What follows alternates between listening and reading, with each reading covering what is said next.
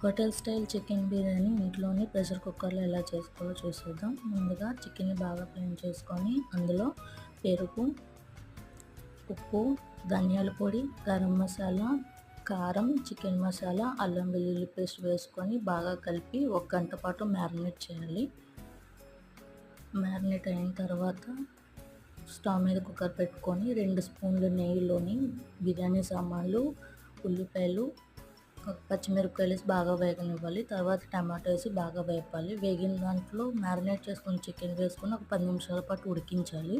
ఉడికిన దాంట్లో ముందుగా కడిగి పెట్టుకుని బాస్మతి రైస్ వేసుకొని బాగా కలుపుకోవాలి. అందులో 1 గ్లాసు బియ్యానికి 1.5 గ్లాసు నీళ్ళు వేసి పైన ఫ్రైడ్ ఆనియన్స్, కొత్తిమీర, పుదీనా, 1 స్పూన్ నెయ్యి వేసి 3 విజిల్ వచ్చేంత వరకు ఉడికించుకోవాలి. కుక్కర్ చల్లారిన తర్వాత ఫ్రైడ్ ఆనియన్స్, కొత్తిమీర, పుదీనా అవన్నీ వేసుకొని సర్వ్ చేసుకోవాలి.